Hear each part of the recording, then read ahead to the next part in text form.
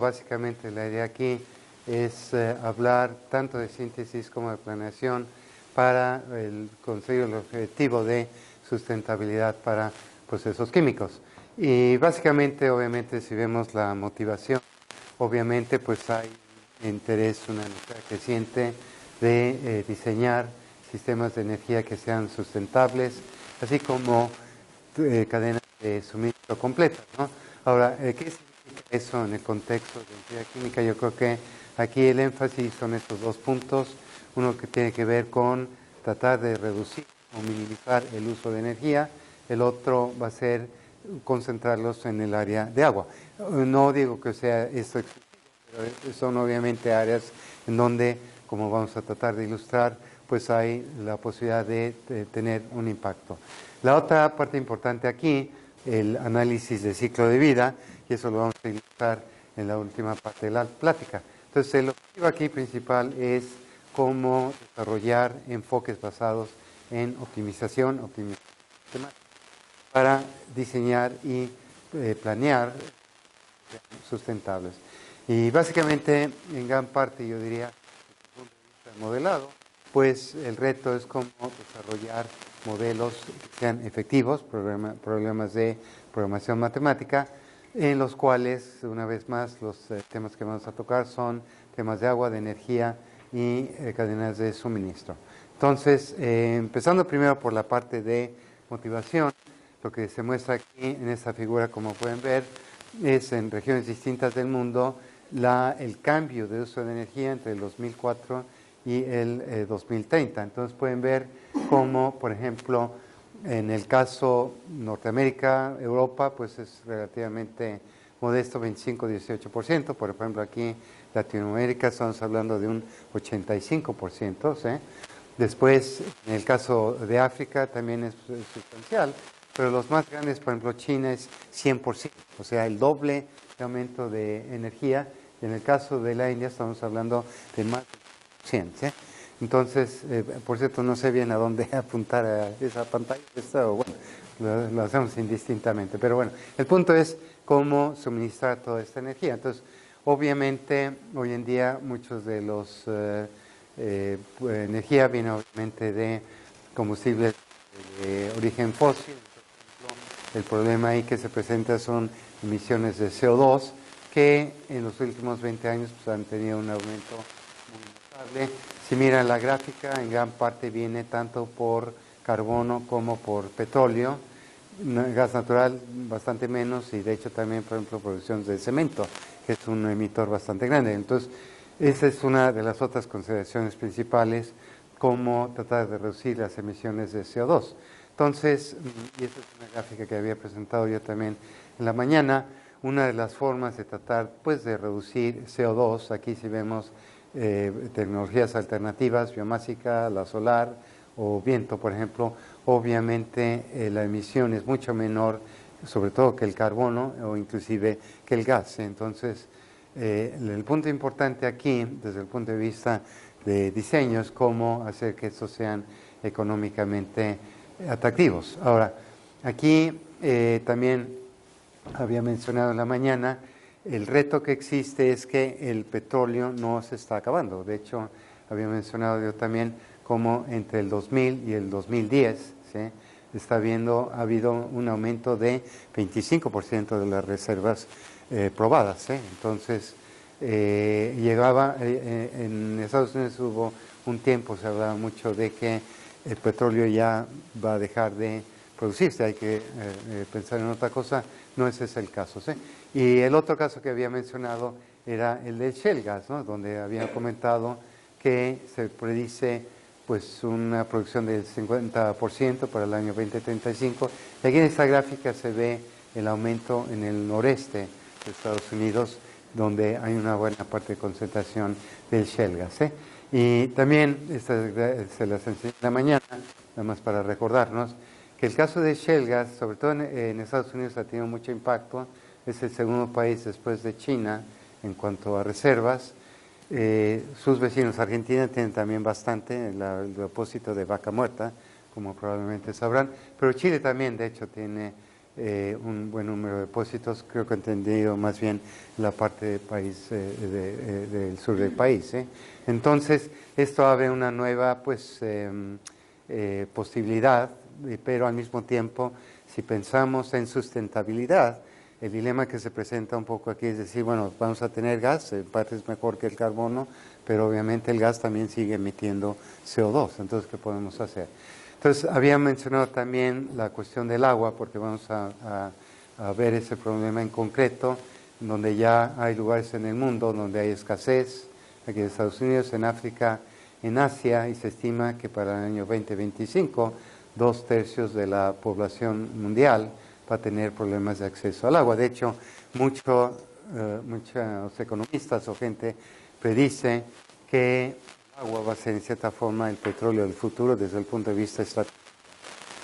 Quien tenga depósitos de agua va a ser un recurso muy importante.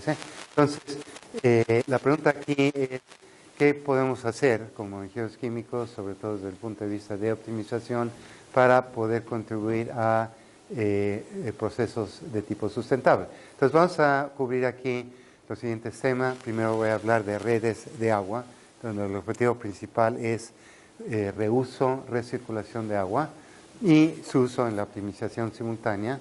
El segundo tema, vamos a ver diseño de plantas de biocombustible, porque obviamente la ventaja que tienen es que teóricamente desde el punto de vista de CO2, el efecto neto es mucho menor que otro tipo de combustibles.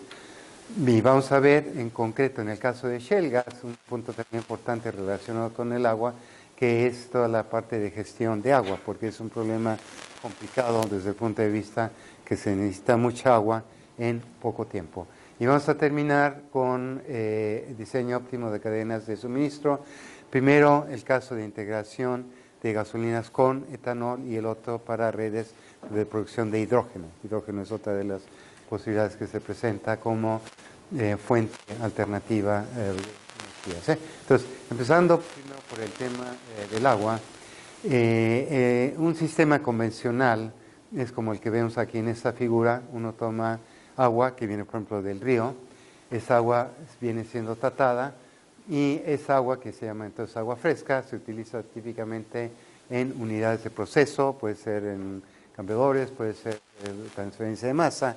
El punto importante aquí es que después de salir de esas unidades tenemos agua de desperdicio, que tiene obviamente varios contaminantes que hay que separar, pero también dentro de una planta está, por ejemplo, la caldera, donde, por ejemplo, el condensado también acumula, por ejemplo, sales, acumula contaminantes. En el caso de la torre de enfriamiento, se pierde mucha agua por evaporación, pero también el agua que se queda se concentra, entonces hay que juntarla junto con el agua de desperdicio, que puede venir aquí de otros usos. Entonces, el esquema convencional es un esquema centralizado, en el sentido, entra el agua, se utiliza de alguna forma, el tratamiento del agua residual. Es una planta que va a remover esos contaminantes para poder entonces descargarlo de nueva cuenta al ambiente. Ahora, la idea aquí principal va a ser la siguiente, decir, bueno, obviamente el objetivo principal va a ser cómo reducir el consumo neto de agua, ¿sí? Esa es la principal. Y con el objeto de conseguir ese objetivo, lo que vamos a hacer aquí es postular una superestructura.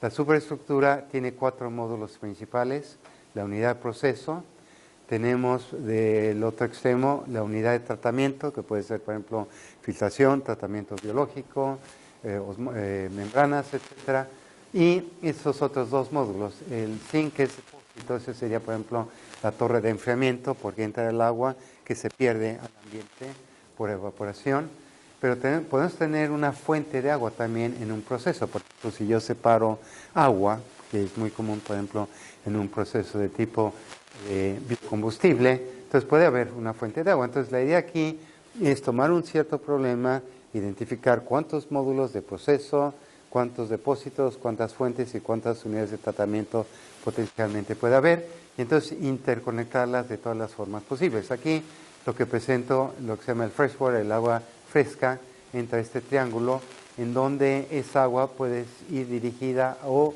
a la unidad de proceso o cualquiera de los otros 3 módulos que tenemos aquí. Entonces, básicamente la idea aquí es, una vez más, queremos tomar alternativas que nos permitan reutilizar el agua. O sea, por ejemplo, el agua que sale de una unidad de procesamiento que puede ir a otra unidad de procesamiento. O también recirculación, por ejemplo, agua que viene de tratamiento que se recircule a una unidad de proceso. Entonces aquí básicamente es una representación que permite tomar múltiples alimentaciones de agua, pueden ser aguas distintas, y estamos tomando todas las interconexiones posibles. Ahora, ¿cómo extraer una superestructura de este tipo? Básicamente con un modelo matemático de optimización. En este caso lo voy a describir de una forma muy sencilla.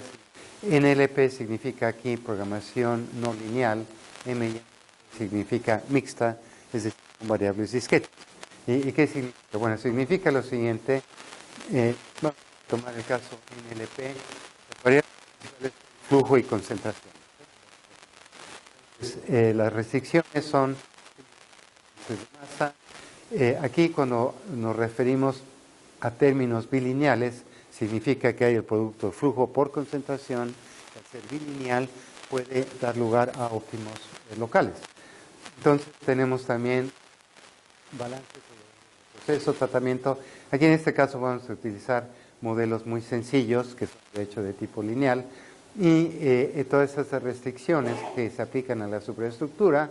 O sea, si nos volvemos aquí, simplemente hacer, digamos, balance de masa aquí en cada uno de estos mezcladores, en cada uno de estos divisores de corriente, sobre cada unidad, etcétera, ¿sí? Entonces, puede ser también posible el introducir variables discretas. O sea, ¿por qué puede ser interesante? Porque una forma de controlar la complejidad del diseño es asignando o bien un costo fijo a estas secciones que son de tubería, o bien meter una restricción que limite cuál es el número de estas interconexiones que hacen que sea más compleja la estructura. El punto interesante aquí es que este es un problema que se llama, al ser bilineal, es no convexo, por lo cual puede tener soluciones múltiples.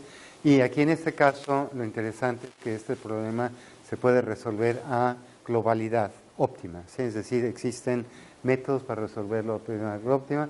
Una vez, no voy a entrar aquí en detalle cómo es eso, en pocas palabras, se trata básicamente que estos términos bilineales se reemplazan por términos que acotan a la solución, eso me da una cota inferior, y entonces se hace una partición de la región para identificar el óptimo global. Para ilustrar cómo esto se aplicaría en un caso concreto, tengo una alimentación de agua, un proceso con 5 unidades de proceso y 3 unidades de tratamiento, porque estamos suponiendo que hay 3 contaminantes. Pueden ser, por ejemplo, sólidos disueltos, pueden ser sales, pueden ser algún tipo de producto químico, etcétera, ¿sí? Entonces, la superestructura para cubrir todas las alternativas para procesar esta alimentación de agua con estas 5 unidades de proceso, con estas 3 unidades de tratamiento, lo pueden ver aquí. Obviamente pueden ver, es un esquema bastante complejo desde el punto de vista que hay muchísimas alternativas, y resulta que si uno modela el problema con el tipo de ecuaciones que mencioné anteriormente, estamos hablando del orden de 72 variables 0,1. Estos son algunas de las interconexiones que pueden o no existir, algo como 200 variables continuas, que son flujos, concentraciones, y restricciones, que son las ecuaciones. El punto es que este tipo de modelo, haciendo cierto tratamiento, se puede resolver con un código como es Baron, que es un código de optimización global, en algo así como 3 minutos. Ahora, lo que es interesante es ver, bueno, si yo resuelvo este problema con ese modelo de optimización, ¿qué diseño obtengo?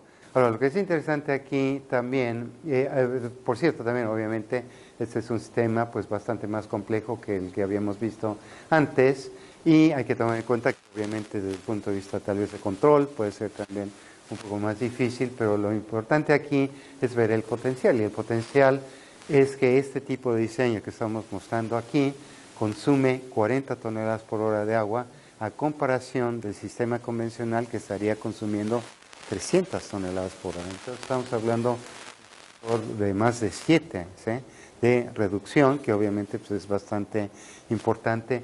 Y desde ese punto de vista, pues uno puede decir que estamos pues ayudando a la parte de sostenibilidad, por lo menos desde el punto de vista de consumir y conservar agua. Ahora, ¿dónde puede ser esto relevante? Esto puede ser relevante cuando nos interesa, por ejemplo, optimizar el diagrama de flujo de un cierto proceso en el cual queremos tomar en cuenta tanto integración de calor como la utilización de agua. Entonces, lo que debemos hacer aquí es tener un modelo, voy a optimizar un proceso, puede ser una superestructura, en la cual haya una meta para minimizar la utilización de corrientes de servicios auxiliares de calentamiento y enfriamiento, pero también para minimizar el consumo de agua fresca, como lo hicimos antes. Entonces, el reto aquí es cómo construir estos modelos. Vamos a ver, este de calor ya existe, este es un modelo más reciente, el del agua, y la idea es que resolviendo este problema, en una segunda fase, uno pueda resolver, como el problema que acabamos de hacer, para sacar la definida que estamos sintetizando y también la estructura de la red de calor. Ahora, ¿cómo se hace esto? Bueno, básicamente estas ecuaciones representarían la optimización del diagrama de flujo con la parte de recuperación de calor y de agua, pero a nivel simplificado de metas. Entonces, aquí pueden ver ustedes, está por ejemplo la función objetivo, tenemos variables X, U y B, que representan aquí pues variables de tipos distintos que tenemos en nuestro problema, son variables de estado, variables de decisión.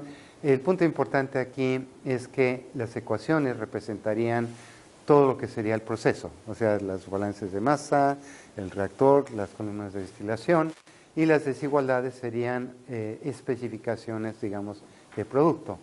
Ahora, aquí tenemos normalmente una función objetivo, que es económica, en la cual estamos tomando en cuenta el costo por los servicios auxiliares de calentamiento y enfriamiento, este último término que es el costo del agua fresca. Entonces, en este caso, como queremos incluir la meta de integración de calor, resulta que este tipo de ecuaciones es trabajo que habíamos desarrollado hace bastante tiempo en Carnegie Mellon con mi estudiante Marco Durán, donde uno puede introducir ecuaciones que automáticamente hacen integración de calor, básicamente usando ideas también del pinch, del punto de pliegue. La parte que no está aquí, que no era obvia hasta recientemente, era cómo desarrollar ecuaciones equivalentes que me sirvan a cumplir la meta de minimizar o reducir el costo de consumo de agua. Y básicamente todas estas restricciones son básicamente los balances de masas distintos, y la parte donde ocurren las bilinearidades las reemplazamos por un conjunto de desigualdades lineales que están acotando el problema. ¿Por qué hacemos todo esto? Lo hacemos porque este concepto lo vamos a utilizar para diseño de plantas de biocombustible. Esta es una gráfica ya un poco más antigua, del 2008 en Estados Unidos, donde se muestra el consumo de gas natural 25%, el carbono 22%, y la parte que viene a ser energía renovable es 7%, que es relativamente baja todavía, pero bueno, por otro lado, por lo menos ha ido creciendo. Y dentro de la energía renovable pueden ver que la parte más importante, por lo menos en Estados Unidos, ha sido la de biomasa, que es más o menos 50%. Pueden ver que la parte de energía solar es todavía muy pequeña, 1%. ¿Por qué? Porque las solares todavía son muy caras. En la mañana hablamos un poco del reto, que es reducir el costo de estas celdas solares. La parte de viento también está tomando un poco más de fuerza, pero todavía representa algo menor. Por cierto, uno de los retos que también aquí es que, sobre todo en la generación de electricidad, si uno, que es lo que está pasando mucho en Europa, en Alemania sobre todo, por ejemplo, donde han apostado mucho por viento y solar, es que es intermitente, no es una fuente constante. Entonces, desde el punto de vista de diseño, hay que ver cómo se complementa con, por ejemplo, plantas de gas natural. Pero aquí nos vamos a concentrar en la parte de biomasa, y para darles un poco de idea cuál es el alcance de algunas de estas herramientas de ingeniería de sistemas de procesos, aquí estamos presentando unos resultados que tienen que ver para bioetanol basado en maíz. Lo que es interesante aquí es ver que con el tipo de modelo que les he descrito, de hecho uno puede mostrar que es posible reducir este 3.4 a 1.5. ¿Sí? Entonces, esa es una de las partes que es importante pues, de ingeniería de sistemas de procesos, que nos ayuda a identificar metas donde podamos pues, reducir consumo de energía y consumo de agua. Ahora, ¿por qué salió todo esto? Esto salió por una interacción que tuvimos con Cargill, en la cual cuando enfrentamos ese problema, lo que vimos era que era importante adoptar una estrategia para manejar estas dos partes. En la parte de energía, una parte interesante que existe es la siguiente. O sea, en procesos petroquímicos, que son los que han sido más normales para ingeniería química, normalmente hay una reacción a temperatura alta y que es exotérmica. Hay muchos procesos de ese tipo. Entonces, eso es una fuente de calor que se puede utilizar para el resto. El reto en los procesos de biocombustibles es que hay muchas veces reacciones de fermentación, son a temperaturas modestas, es decir, que no hay el calor que existe. Entonces, vamos a ver cómo en este caso utilizar en que uno puede mejorar la integración de calor. En el tema del agua existe también la siguiente situación. Les dije antes, lo incluimos en la función objetivo.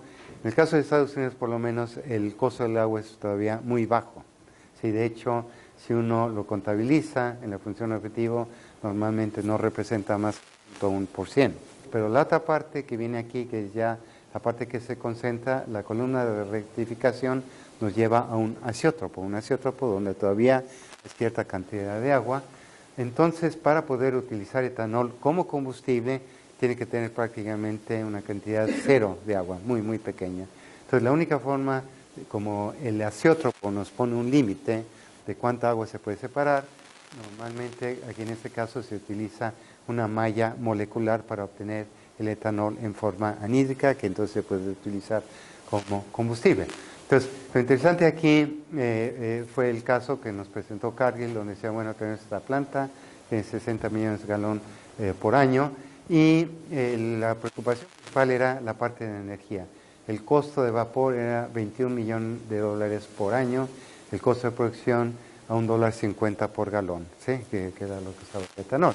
Entonces, lo que hicimos aquí fue decir, bueno, el objetivo principal va a ser cómo reducir el costo del vapor. Entonces, lo primero que hicimos fue la parte un poco más tipo convencional. No sé si ustedes están familiarizados con el concepto de integración de calor.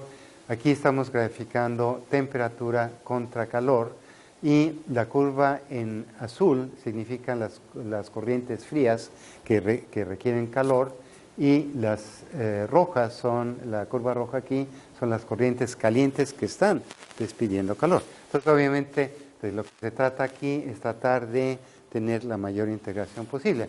Y aquí inmediatamente pueden ver del diagrama que no hay mucha posibilidad de integración porque aquí inmediatamente vamos a chocar con la curva en rojo. Entonces, ¿qué se puede hacer aquí? Aquí lo que hay que tratar de hacer es cambiar la forma de estas curvas y una de las formas de hacerla es en las dos columnas que había, la primera columna, la de stripping, y la otra, la trófica, tratar de ver si conviene reemplazarlas por columnas de multiefecto. Si ustedes recuerden, básicamente una columna de multiefecto, lo que se hace es se toma la alimentación y aproximadamente la mitad de la alimentación se maneja en una columna, la mitad en la otra. ¿Y por qué se hace esto? Bueno, primero lo que se hace, esto se hace porque básicamente el condensador de esta columna a alta presión despide calor que se utiliza para el hervidor de la columna que está a baja presión. Y aproximadamente si los valores de vaporización son parecidos, por ejemplo, esta columna de 12 50%. Y como obviamente la destilación es el cuello de botella, este tipo de proceso, obviamente es atractivo, o por lo menos analizar ese caso, ¿sí? Entonces, lo que hicimos aquí en este caso, construimos también un tipo de superestructura, más que nada con las columnas, con algunas otras opciones de ese. El modelo tenía del orden de unas 3.000 variables, 2.200 restricciones, y al resolver este problema, esa es la solución que encontramos del esquema de proceso. Aquí, sin entrar a demasiado detalle, en un momento vamos a ver que efectivamente las columnas de destilación, estas dos, se introdujeron columnas de multi-efecto. Y la otra parte que sucedió aquí es que para reducir la necesidad de mallas moleculares también se utilizaron granos de adsorción que reducen el costo de remover el agua. Pero el punto principal, desde el punto de vista energético, es que al hacer esta optimización logramos reducir el costo de vapor en un 66%, casi en 2/3 partes, de 21 millones a 7.1 millones de dólares por año. El costo de producción se vio reducido a 1.28 porque la materia prima sigue siendo la dominante, pero desde el punto de vista energético, por lo menos obviamente se consiguió una reducción muy grande, ¿sí? Entonces pueden ver aquí costo de producción de 1.50 a 1.28, que también obviamente es beneficioso porque por lo menos hace que el biocombustible pues también sea en ese sentido más competitivo. Ahora, ¿cómo se logró esta reducción? Básicamente se reduce al haber usado estas columnas de multiefecto. Aquí en este diagrama del lado izquierdo tenemos el caso de columna sencilla para la primera columna, que le llama la columna de cerveza, es la que está muy diluida, y la segunda columna, la de rectificación, es la azeotrópica. Y aquí estamos graficando una vez más temperatura contra calor. La parte inferior es el calor del condensador, la parte superior la cantidad del hervidor. O sea, es un diagrama, aquí entra el vapor y el calor entonces sale despedido en cierta forma en el condensador a una temperatura más baja, ¿sí? Entonces aquí básicamente pueden ver que en el caso de la primera columna se sustituyó por una columna de 3 efectos, mientras que la columna esta segunda se sustituyó por una columna de 2 efectos. Eso tuvo como efecto o como consecuencia uno que obviamente en este caso aproximadamente la energía se podía reducir casi en 1/3, aquí más o menos a la mitad, pero además se afectaban las corrientes del proceso también, y eso fue lo que llevó a que pudiéramos reducir de 38.000 BTUs por galón el consumo de energía a 25.000 BTUs por galón, ¿sí? Entonces, bueno, aquí pueden ver una ilustración de este tipo. Ahora, ¿cuál es el problema de un proceso basado en maíz? El problema fundamental es que obviamente el maíz es parte de la cadena de alimentación. Es un problema, yo diría el dilema casi ético y moral, es decir, bueno, estamos usando combustibles, utilizando materia prima que en realidad tendría que utilizarse como alimento. Entonces, obviamente no es deseable y eso ha llevado a, por lo menos en Estados Unidos, a tratar de promover material lignocelulósico, son por ejemplo pastos tipo switchgrass, maderas o por ejemplo algas, para evitar la utilización del maíz. De hecho, en esta gráfica aquí se ve billones de galones por año, con años distintos. Las previsiones cuando se introdujo esta ley, que ya es del 2007, era que en amarillo, este es el etanol basado en maíz, pueden ver. La idea es que más o menos este se estabilice y la parte verde, sobre todo, sería la parte de ligno celulósico, que es el que pretende que se crecería. Entonces, la pregunta es qué tipo de procesos está involucrado aquí.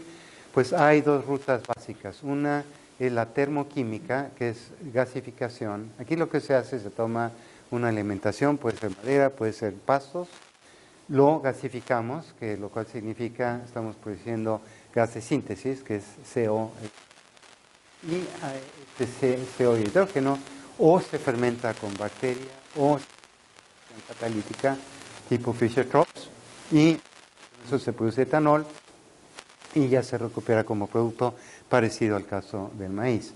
La otra ruta que existe es la ruta de hidrólisis, en donde en lugar de ser gasificación, estamos destruyendo, por decirlo así, las moléculas de CO y hidrógeno. Aquí se hace un tratamiento de la biomasa, se hace una hidrólisis para exponer la celulosa, que entonces se fermenta junto con los azúcares para producir ya el etanol, que entonces se recupera aquí en pasos, ¿eh? Ahora, desde el punto de vista de ingeniería química, lo que es interesante en este tipo de procesos es que, número uno, existen muchas opciones, existen muchos esquemas de procesos que se pueden utilizar para esto. Y la otra cosa es que como esto es un área todavía relativamente nueva, no existen, así como digamos, una planta de amoníaco, una planta de ácido sulfúrico que tienen muchísimos años, muchísima trayectoria. Aquí esto es todavía relativamente territorio virgen. Entonces, lo que voy a ilustrar aquí va a ser para la ruta termoquímica, y lo que vamos a hacer aquí es un poco parecido y utilizar la idea de superestructura. Estos bloques sé que no los van a poder leer, entonces los voy a guiar. De lo que se trata es que para gasificación vamos a tomar dos alternativas: gasificación directa, que significa a alta presión, o indirecta, que significa a baja presión, ¿sí? El paso siguiente sería hacer una reacción de reformado, ¿sí?, que puede ser básicamente reformado con vapor o básicamente oxidación parcial, ¿sí? Esa es la parte de reformado. Después es la gasificación. El paso siguiente es básicamente remover materiales sólidos, pues esto es la limpieza. Y después una parte muy crítica es ajustar la relación de CO con el hidrógeno. Básicamente en este caso se pretende que sea 1 a 1. Una vez más, aquí tenemos varias alternativas. La más sencilla es no hacer nada, la otra es usar lo que se llama en inglés water gas shift, ¿sí?, o la otra es utilizar, en inglés es pressure swing adsorption, que es absorción por presión.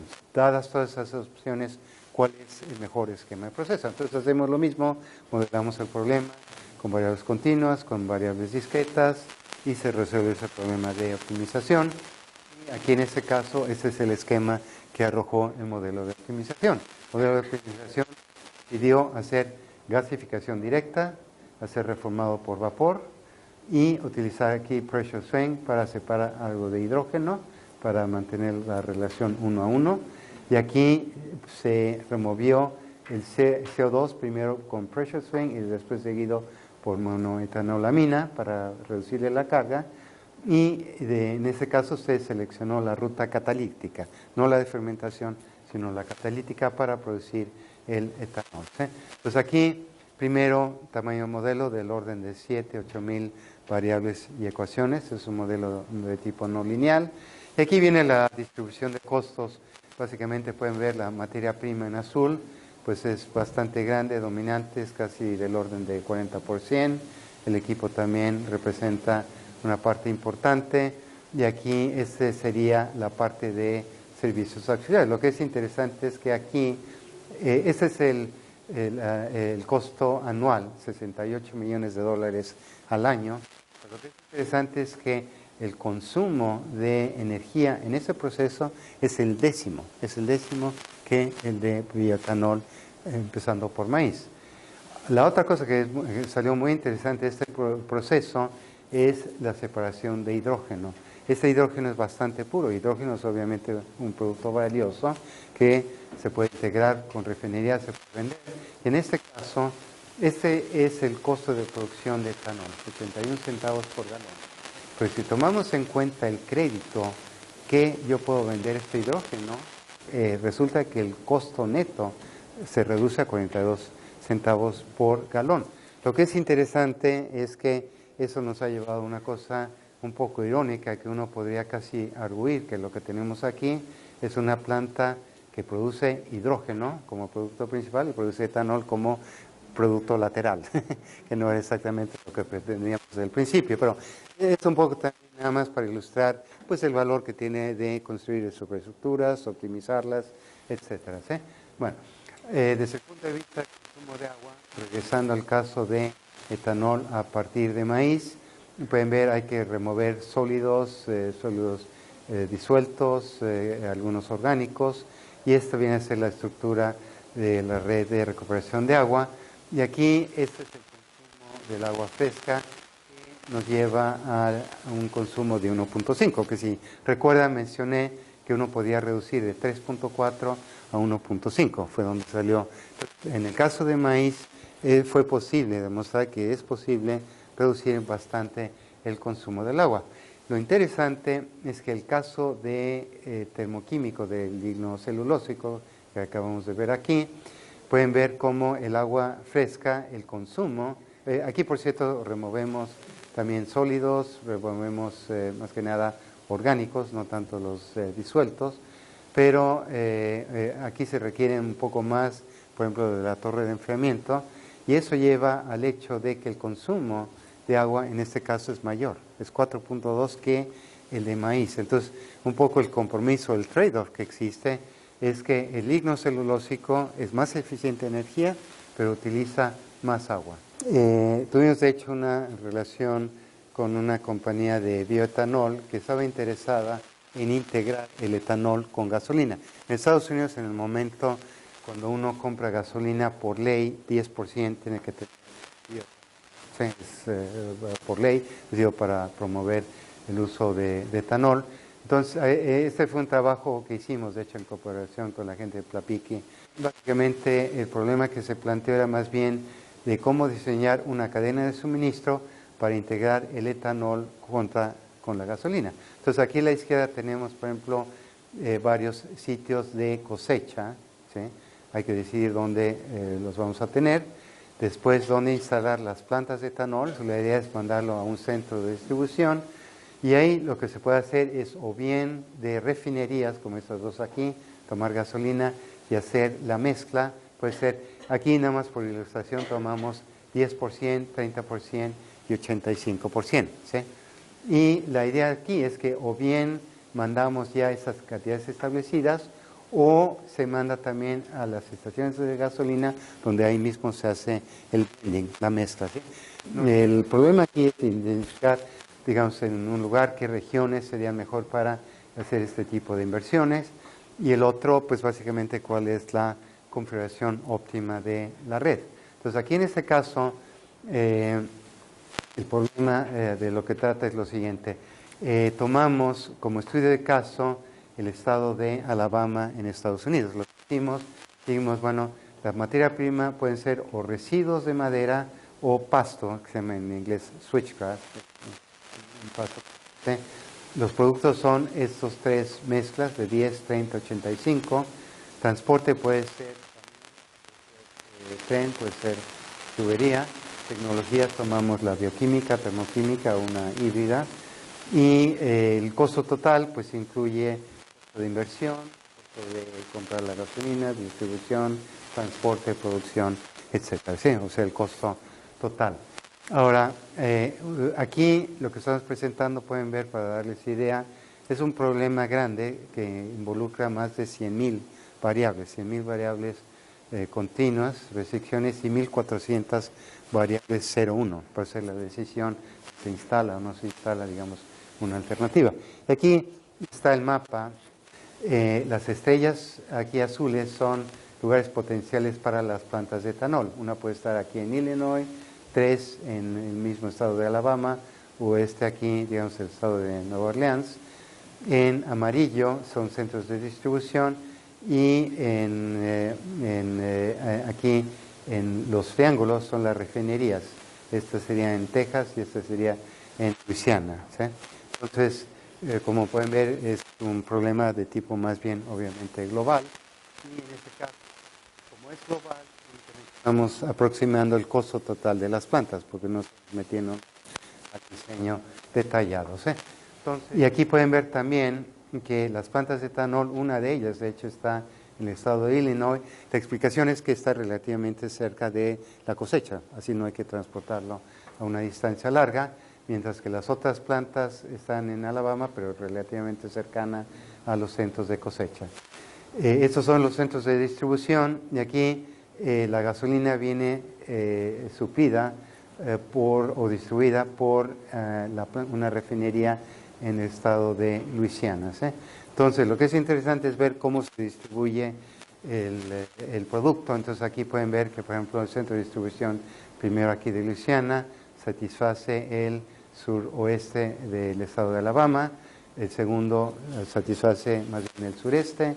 El tercero es más bien el noroeste, y el último la parte restante aquí, que es por un lado el este y esta otra parte del estado. ¿Sí? Entonces, eso es más que nada una ilustración también para ver que este tipo de metodología, este tipo de enfoque se puede utilizar a problemas de gran escala, que puede ser bastante útiles para hacer decisiones más bien de tipo estratégicos.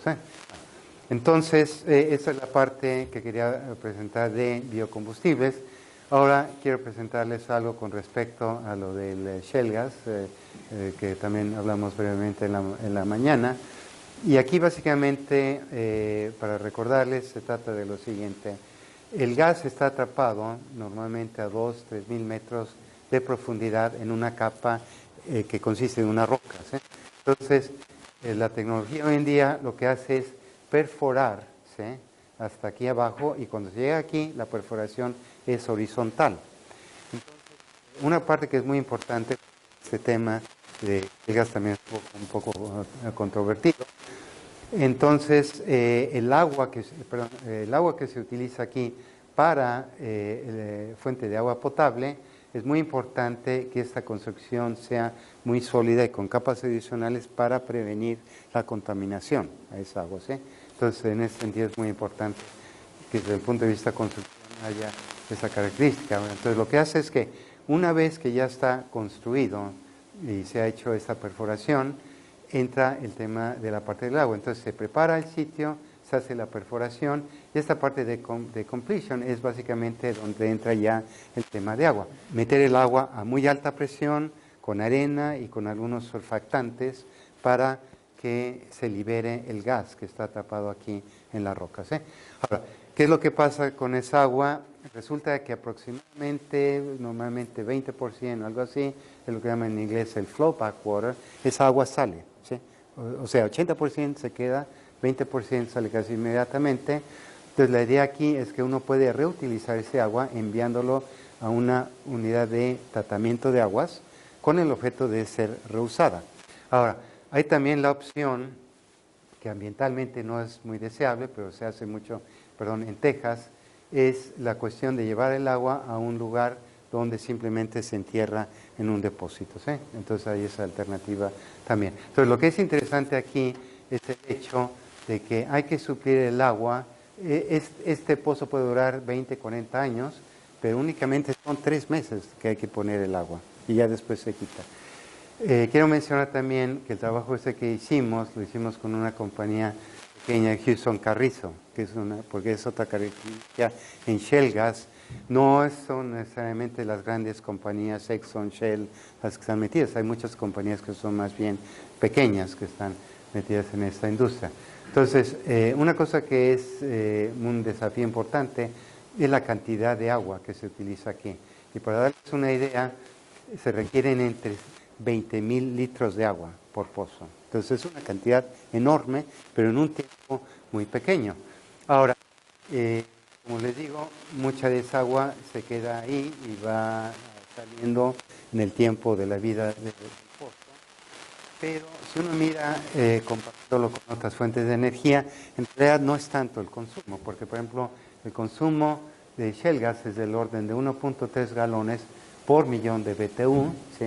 Mientras que, por ejemplo, etanol basado en maíz es del orden de 1000. O sea, es casi de 3 órdenes de magnitud más consumo de agua, porque hay que usarlo continuamente. Aquí es mucho, pero en un periodo de tiempo muy corto, ¿sí? Entonces, hay que tomar eso en cuenta. Ahora, ¿cuáles son las fuentes de agua?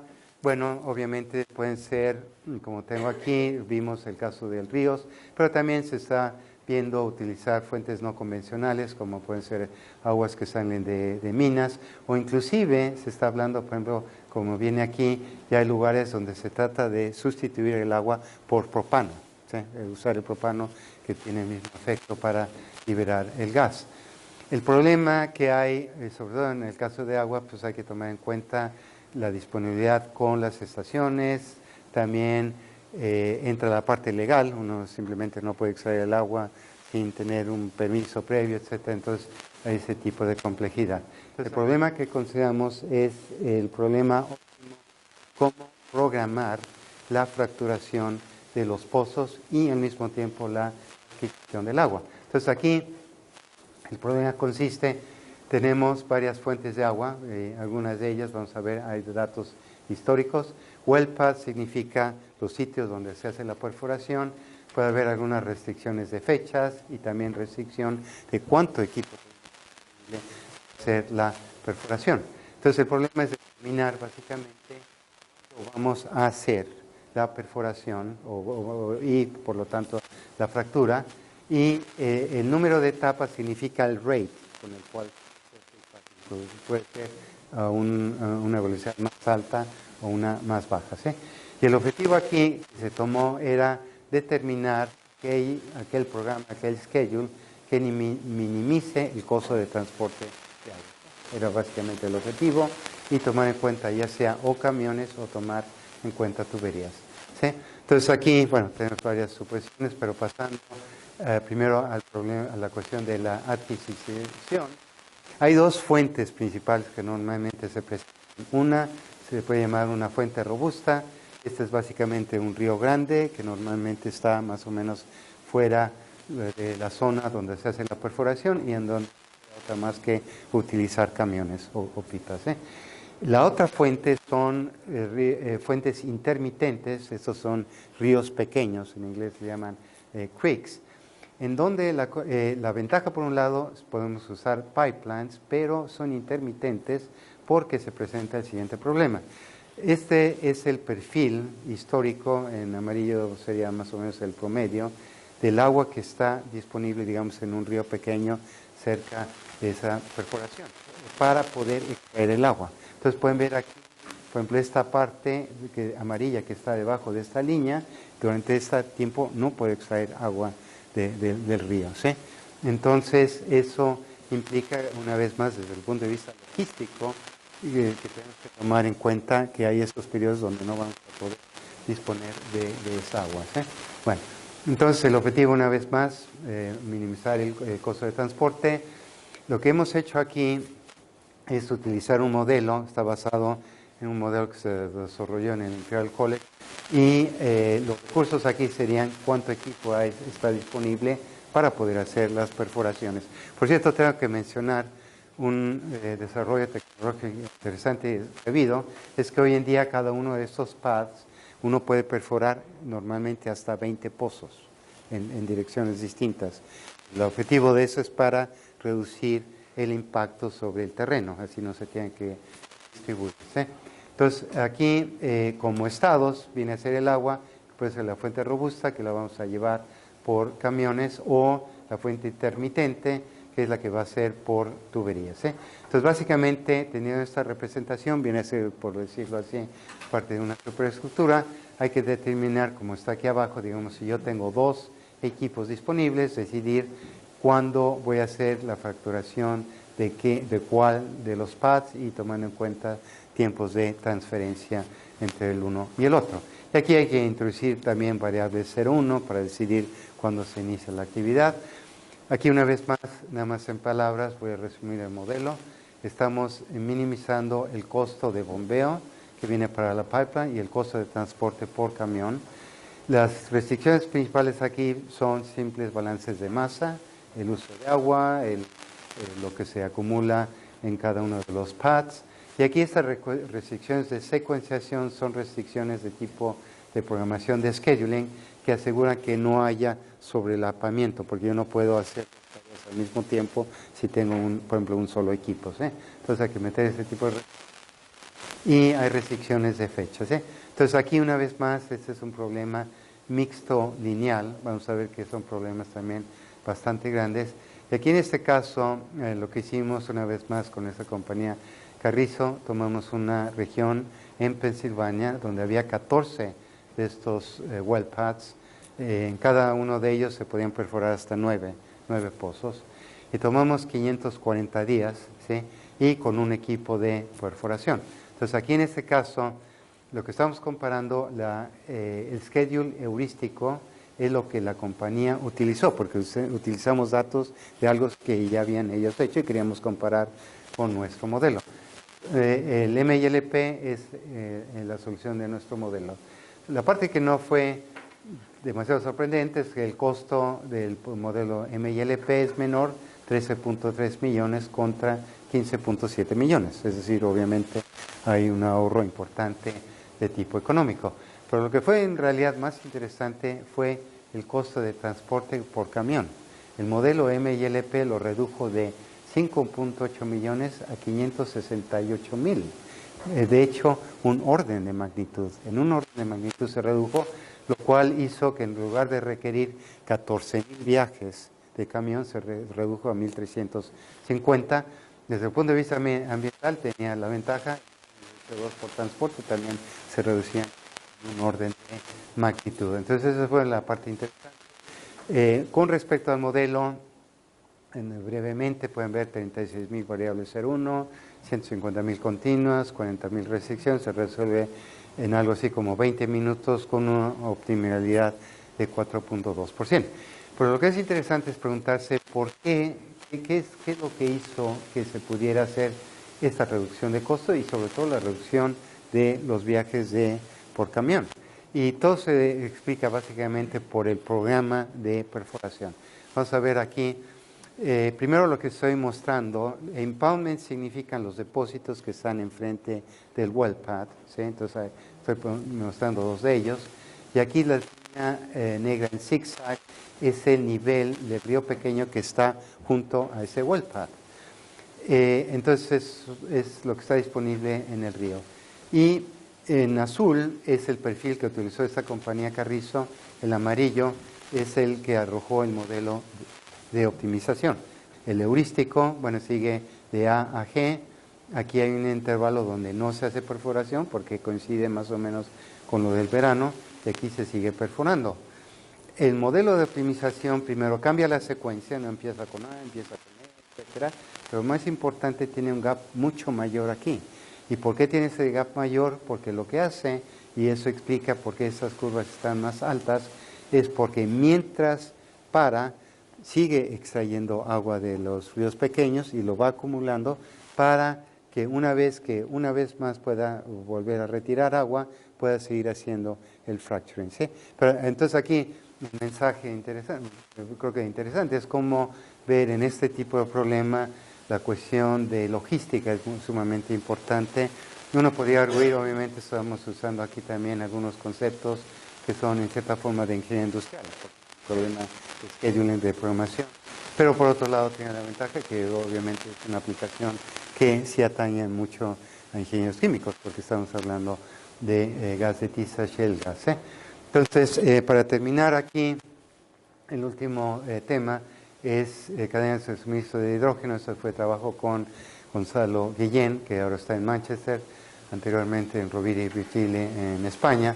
Y la motivación aquí de hidrógeno es porque una vez más trata de reducir las emisiones de gases de calentamiento, pero el problema que existe es que no hay la infraestructura para poder, sobre todo, distribuir el hidrógeno, producirlo y distribuirlo, ¿no? Entonces, el objetivo aquí era más que nada decir, bueno, cómo diseñar una infraestructura para producir y entregar el hidrógeno que, por un lado, cubra la cadena de suministro, pero al mismo tiempo tome en cuenta cuestiones de tipo ambiental. Entonces, tengo que indicar que el estudio de caso aquí lo tomamos de trabajo de Nilay Shah y su alumno en el Imperial College, donde ellos se concentraron únicamente en la parte económica. Nosotros lo que quisimos hacer era añadir la parte ambiental, ¿sí?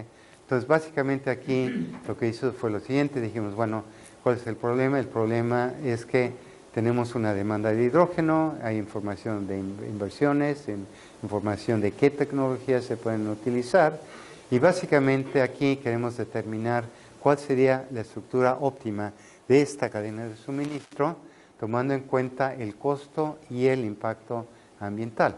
Entonces, aquí lo que se hizo fue lo siguiente. Pueden ver el mapa de Inglaterra, está siendo dividido en algo así como 23 sectores, que son subregiones, y para cada ella se considera que uno puede potencialmente producir hidrógeno, ya sea reformando metano, gasificando carbón o gasificando biomasa. Son las tres tecnologías principales. Y el transporte se puede hacer ya sea en forma de líquida o en forma de gas comprimido, ¿sí? Y lo mismo el almacenamiento, ¿sí? Entonces aquí es un poco parecido, se construye un tipo de superestructura en donde en cada región hay las tecnologías distintas. Entonces eso lo hicimos básicamente con un análisis de ciclo de vida basada en algo que se llama el ecoindicador, y que son básicamente bases de datos, medidas y una metodología para combinar esos datos. Entonces, creo que es más fácil ver este diagrama para ver normalmente cómo se aplica. Normalmente lo que se hace en esta primera fase 1 hay que definir cuáles son las fronteras que vamos a tomar para el análisis de ciclo de vida, porque obviamente lo puede ser tan amplio como quieras, o tan pequeño como quieras. Una vez que definimos las fronteras, determinamos los balances de materia y energía para determinar cuáles son las cargas ambientales, es decir, los flujos. Volvemos otra vez más, balance, problema de tipo de balance de masa, y teniendo eso, lo que se hace, se usa esa información para hacer la evaluación del impacto, que puede ser ya sea en forma de calentamiento global, puede ser en forma de salud o alguna otra forma. De hecho, Elisa Zapajic, la mencioné también en la mañana, ella fue tal vez la primera que demostró que este tipo de metodologías se podía integrar dentro de un esquema de optimización. Y en ese sentido, nosotros también seguimos esa idea en cuanto a integrarlo en nuestro problema de 2 criterios.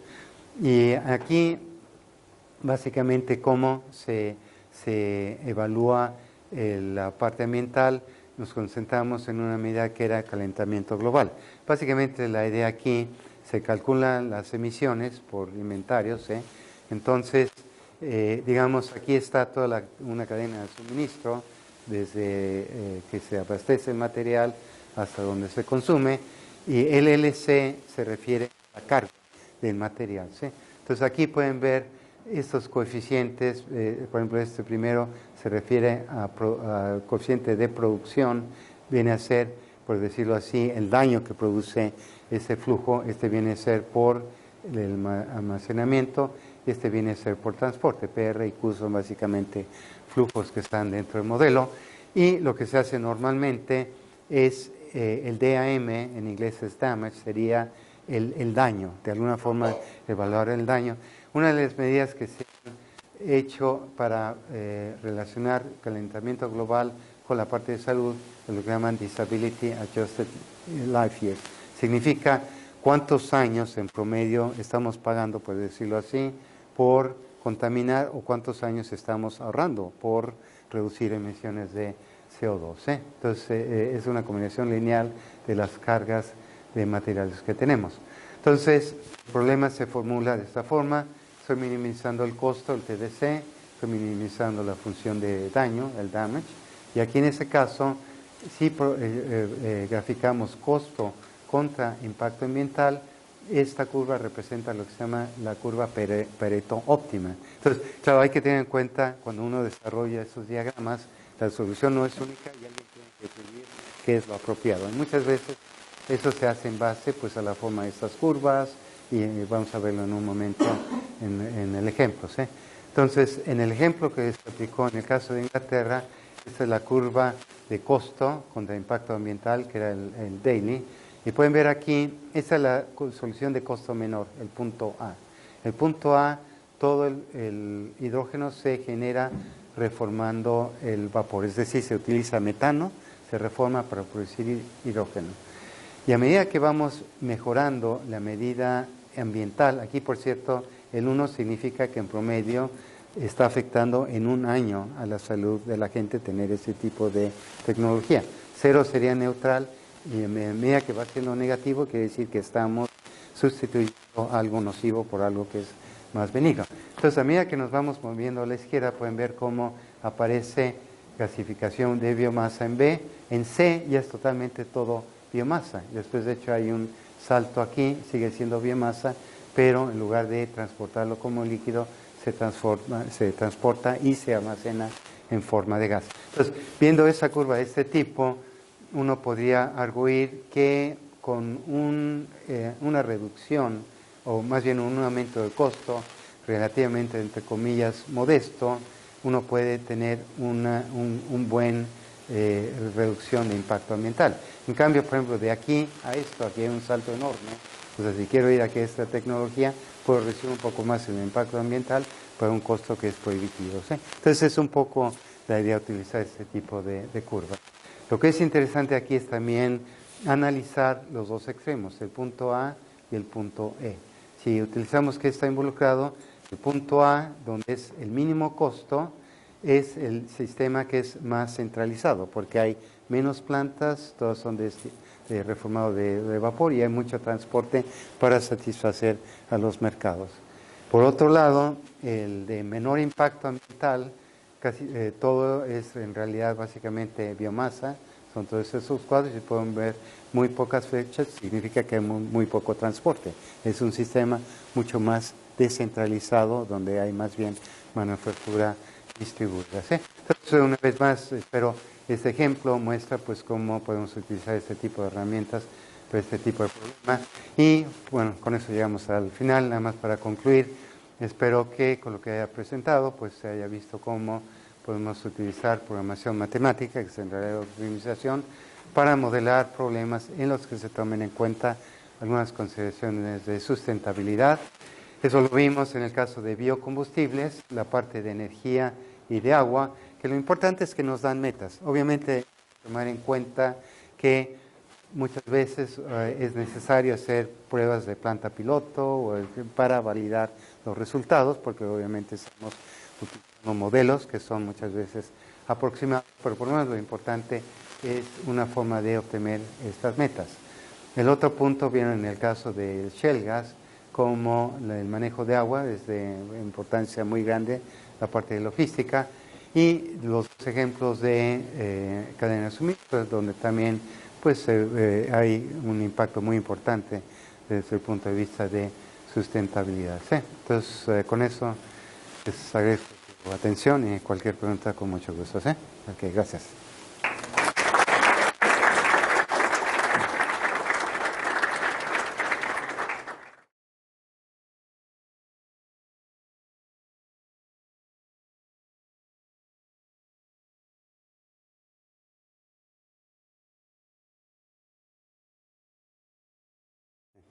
Bueno, primero tengo que aclarar, por ejemplo, en nuestro caso por lo menos, normalmente la interacción es más bien, con toda sinceridad, con empresas grandes que tienen centros de investigación, entonces no es tanto al nivel que tú mencionas, de que decimos, bueno, vamos a manejar. Por ejemplo, cuando mencioné Carrizo, para nosotros era, no recibimos de hecho nada de dinero cuando trabajamos con ellos.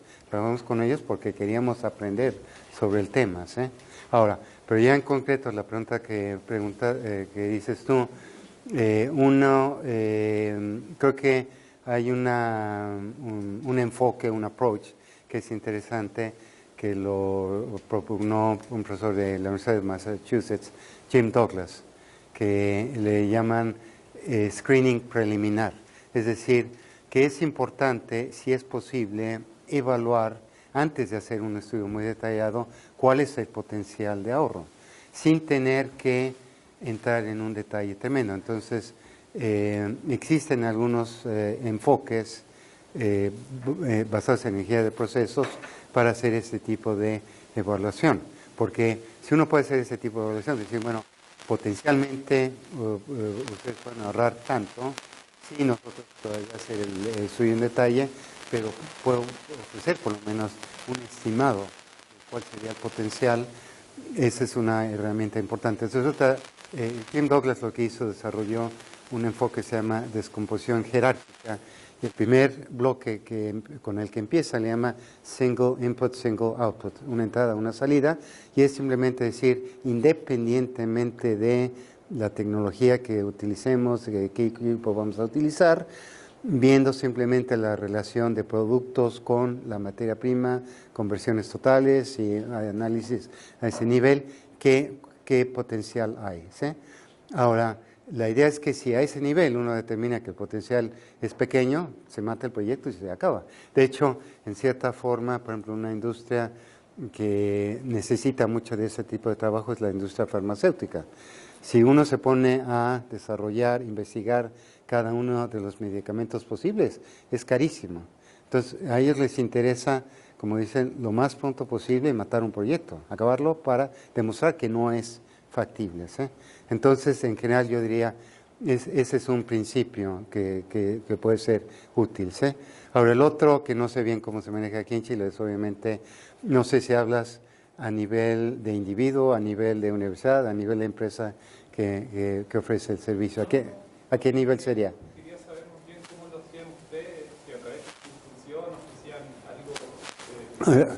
Sí, o sea, una vez más, nosotros trabajamos con estas empresas, Exxon, Dow, Eastman, etcétera, ABB, pero son más proyectos un poco más de largo plazo, ¿sí? Es decir, hacemos investigación que normalmente a ellos les gustaría hacer, pero no la pueden hacer. Entonces, no es necesariamente de efecto inmediato. La otra cosa que pasa en Estados Unidos, una compañía como ExxonMobil es una compañía muy celosa de guardar su información. Entonces, de hecho, muchas veces el trabajo que hacemos nosotros no sabemos últimamente qué beneficio en realidad les trajo, ¿sí? Porque nosotros lo que estamos proporcionando son herramientas, metodologías, etcétera, pero ellos son los que muchas veces al final de cuentas lo aplican, ¿sí? Entonces, ¿por qué? Porque en parte Estados Unidos existe mucho la mentalidad obviamente de competencia, ellos no quieren saber que utilizando o haciendo esto tipo de enfoque pudieron ahorrar mucho dinero o conseguir un cierto avance en otro sentido. Entonces, esa es la realidad que por lo menos nos toca vivir nosotros, ¿no? Pero yo creo que en la realidad aquí, por ejemplo en Chile es distinta obviamente, y como digo, creo que ahí lo que sería muy útil es poder pues demostrar cuál sería el ahorro. La otra cosa que pasa en Estados Unidos que se complica a nivel de relación industria, universidad de industria, es la propiedad intelectual. En Estados Unidos entran los abogados, entonces nosotros siempre, todo lo que hacemos, si podemos, lo hacemos sin esa parte de propiedad intelectual porque no nos interesa perder ni tiempo ni dinero con abogados, ¿no?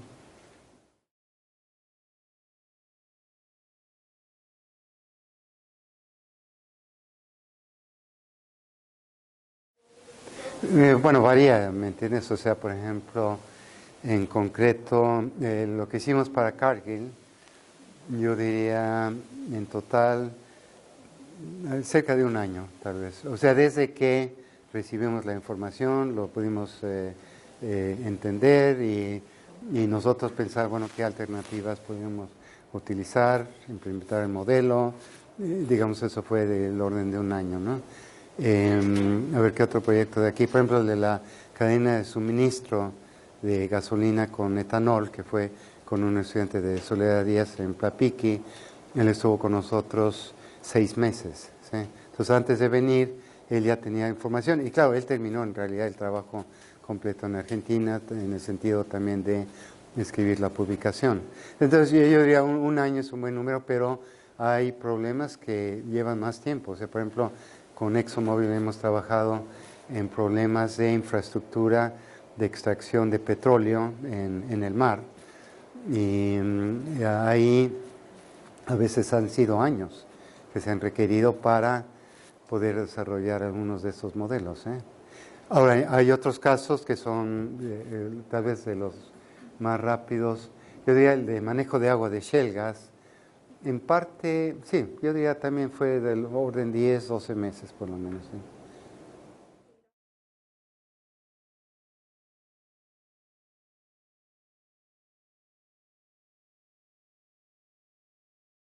O sea, una vez más, nosotros hacemos arreglos de tal forma que si podemos evitar la parte legal, le evitamos. Pero lo que sí hacemos es que a las compañías les decimos que obviamente lo que vamos a publicar, ellos lo pueden revisar. Entonces, normalmente lo tienen un mes o 2 meses. Y, por ejemplo, muchas veces Carrizo, es que depende mucho de la compañía. Carrizo es una compañía muy pequeña, a ellos no les importaban, pueden publicar los datos tal cual, decían, no, ningún problema. En una compañía como Exxon Dow es prácticamente imposible. Entonces ahí tenemos o que normalizar los números o cambiarlo un poco o más bien presentar algo parecido, pero no exactamente lo mismo, ¿no?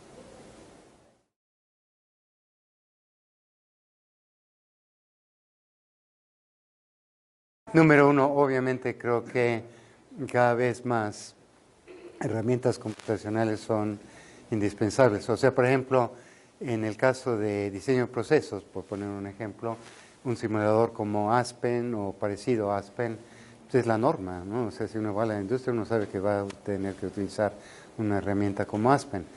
Al mismo tiempo, creo que es muy importante para nosotros como profesores también que el alumno aprenda a modelar problemas e implementarlos en ciertos sistemas. Entonces, por ejemplo, nosotros en Carnegie Mellon, MATLAB es un tipo de herramienta que se trata de utilizar en varios cursos. Normalmente empezó más en la parte de control, pero inclusive en la parte de introducción de energía química también se trata de que utilicen eso. Hay una herramienta que se llama GAMS, Generalized Algebraic Modeling System, que es de optimización, y de hecho cuando yo he dado termodinámica, también hago a los estudiantes que usen esa herramienta. ¿Por qué? Porque uno puede plantear la minimización de la energía de Gibbs como un problema de programación no lineal. ¿Quién utiliza ese tipo de herramienta? En problemas de transporte hay programas como Consol, Fluent. Entonces, por un lado creo que es importante que estén familiarizados. Ahora, por otro lado, hay dos puntos que también creo que son importantes. Uno, yo creo que sí es importante tener por lo menos un curso tipo informático, de Computer Science, de aprender el lenguaje favorito, el C, C++, Java, o no sé. Ustedes enseñan aquí me imagino, ¿qué lenguaje toman? ¿Cómo? Ah, en Python. Sí. Y luego en los cursos del departamento en MATLAB. Ah, en MATLAB, sí. No, entonces, en ese sentido creo que está bastante bien.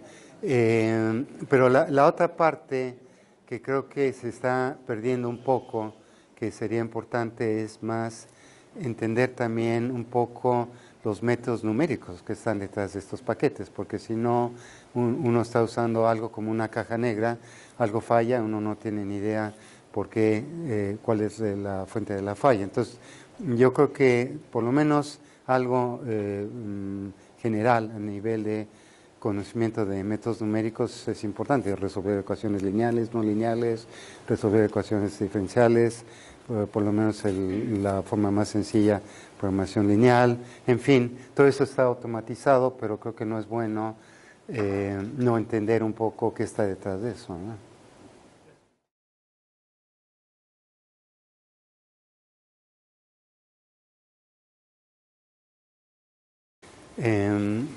Las dos.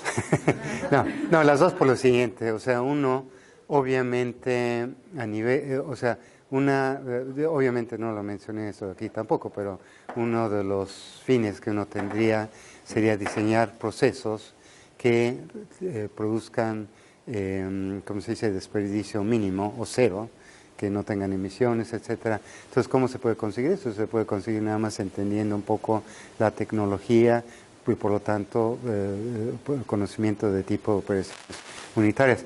En la mañana presenté el ejemplo de intensificación de procesos, que significa que yo puedo simplificar todo un proceso en algo que igual es mucho más pequeño, mucho más modular, entonces eso requiere operación unitaria, ¿no? Ahora, control también es importante desde el punto de vista que obviamente uno trata de reducir sobre todo accidentes. Yo diría, control hay de dos tipos. Uno que es el control más de tipo regulatorio, uno está midiendo y tratando de ajustar el flujo, ese es uno. Pero otro, un control un poco más amplio, es el de asegurar y verificar que el proceso sea seguro, que no haya una situación en la cual hay una serie de eventos y ocasiona, por ejemplo, una explosión. Y al final,